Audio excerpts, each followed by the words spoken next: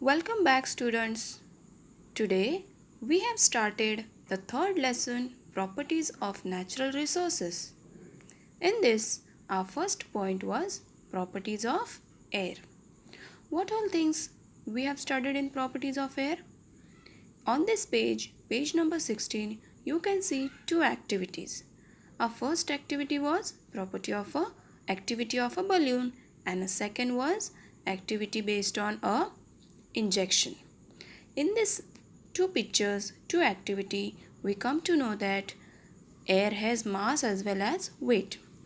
The first one picture shows you the filled balloon with air comes down because of weight, because of mass, and the empty balloon side goes up. That is, air has mass. That means air has weight. In the second one, you can see if you pull out the piston of an injection, it will suddenly come back. But if you hold your thumb to the hole of the injection and you try to pull out the piston, it will not come out. That is, air has an atmospheric pressure. Air has atmospheric pressure. We'll go to page number 17. Here there is one activity of effect of air pressure.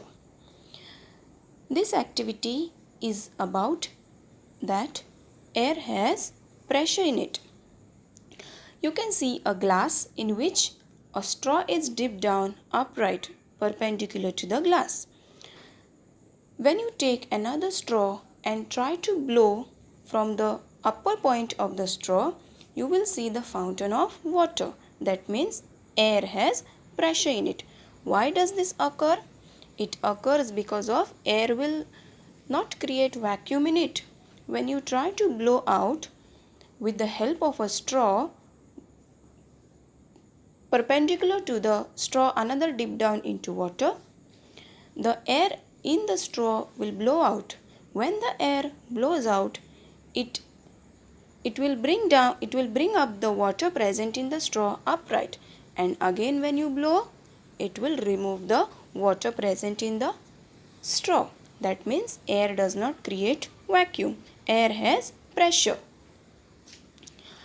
On page number 18, you can see two activities. First activity about water droplets collected outside the glass. Let's discuss this first. If you take some ice cubes in the glass or you take a cold water in a glass, you can see that the water droplets are forming outside the glass. Why does this happen? It happens because the pressure of air, the temperature of air present inside the glass is very much less as compared to the pressure of air present outside the glass. This is the air tries to maintain the pressure, the temperature present both sides. When the pressure inside is very low and the pressure outside is very high, both try to become equal. That is why it forms the water droplets outside the glass. Therefore, it becomes same temperature, same pressure both inside and outside of a glass. It happens in the cold situation or hot situation. In the second diagram, you can see the property of air. Air has properties like occupying space, having a certain volume, having mass and weight. Air is a mixture of very fine particles of some gases, dust, smoke and moisture. When rays of light fall on this minute particle, the particles spread the light in all the directions. This natural phenomenon is called scattering of light. That scattering of light we can see in presence of rainbow. We will study about it later.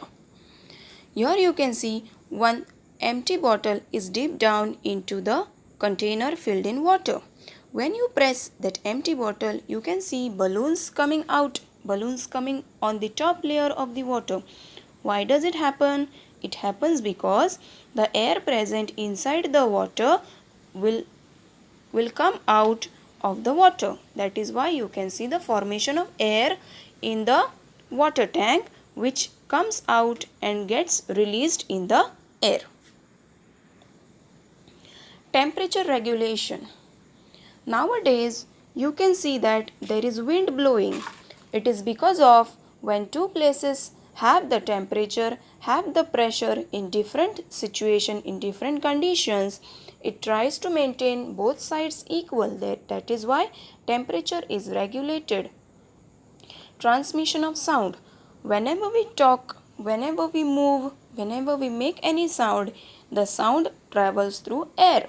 That is transmission of sound. Sound is traveling through air. Here we come to know several properties of air.